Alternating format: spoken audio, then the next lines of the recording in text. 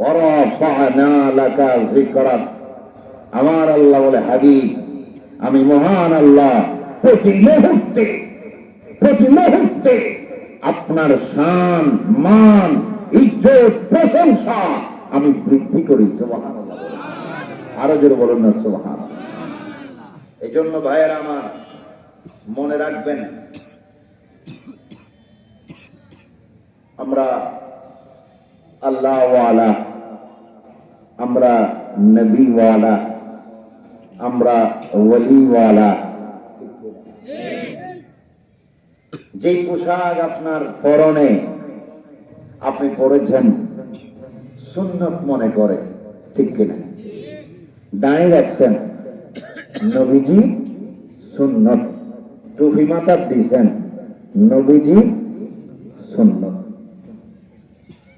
এই দাড়ি, এই টুপি, এই পাঞ্জাবি, এই পাগড়ি নবীর সুন্নতের সওয়াব তখন পাবেন যখন আপনি আপনার অন্তরের থেকে, নিজের জীবনের থেকে বেশি রাসূলকে ভালোবাসবেন।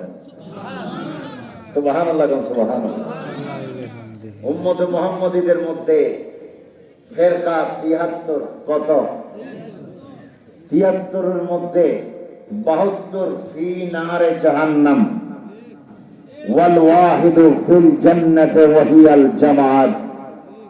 72 ফেরকার গায়ে পাঞ্জাবি পাওয়া যায়, 72 ফেরকার মাথায় টুপি পাওয়া যায়, পাগড়ি পাওয়া যায়, মিসওয়াক পাওয়া যায়, আমল ইত্যাদি ইত্যাদি পাওয়া যায়, ঠিক কিনা ভাইয়েরা আমার?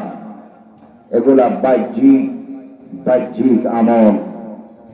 এই আমল, এই ইবাদত, এই রিয়াজত, এই সাধনা, এই বন্দেগী, এই সব কিছু জিকির, ফিকির, সব কিছু আপনার ইবাদত হবে তখন যখন আপনি আল্লাহ এবং রাসূলকে মানার মতো মানবেন, ভালোবাসার মতো ভালোবাসবেন, নিজের জীবনের থেকেও বেশি ভালোবাসবেন, ঠিক কিনা?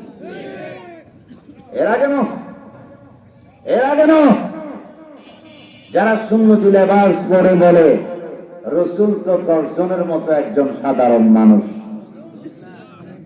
আছেন এরকম? রাসূল তো দর্শনে একজন সাধারণ মানুষ। আপনারা বলুন, সুন্নতি আমল থাকলো, সুন্নতি লেবাস থাকলো, এটা হচ্ছে ধোঁকাবাজ। এটা কি? ধোঁকাবাজ।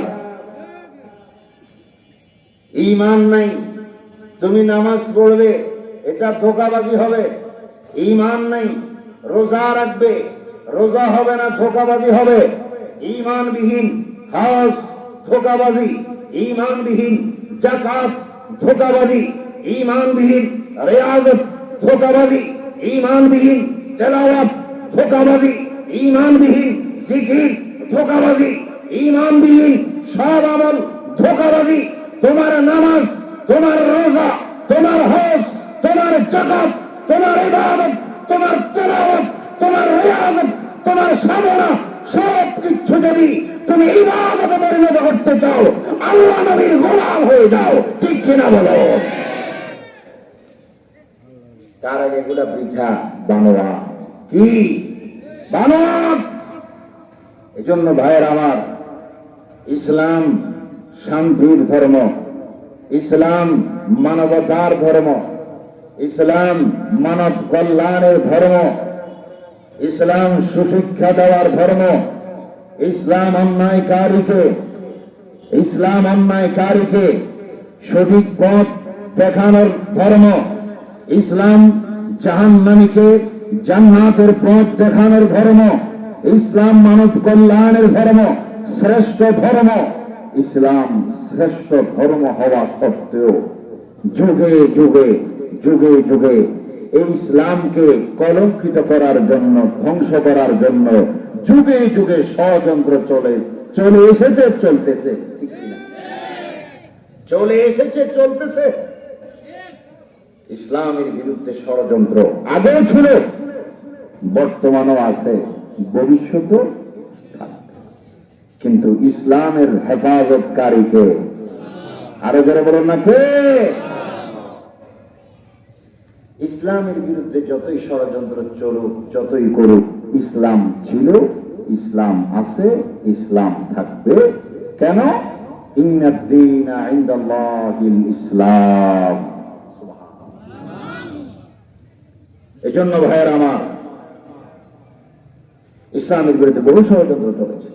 আপনারা জানেন 61 হিজরি মুহররমের 10 তারিখ ফোরাত নদীর কিনারা কারবালার প্রান্তরে আওলাদ রসুল, রসুল পাকের কলিজার টুকরা হযরত ইমাম হুসাইন রাদিয়াল্লাহু তাআলা আনহুকে গরু গাভী যেভাবে জবা করা হয় তার চাইতে আরো নিষ্ঠুর ভাবে ওনাকে শহীদ করা হয়েছে। ঠিক কিনা? কারা করেছে? ইহুদিরা। আওয়াজ দিবেন, কোন ইহুদিরা শহীদ করেছে? খ্রিস্টানরা, বিধর্মীরা, চাকমারা? কারা? হায় হায়, তাদের মাথায় টুপি ছিল, তাদের পরনে জুব্বা পাগড়ি ছিল, তাদের 22,000-এর ভিতর 7,000 কোরআনের হাফেজ ছিল, 3,000 মুফতি ছিল।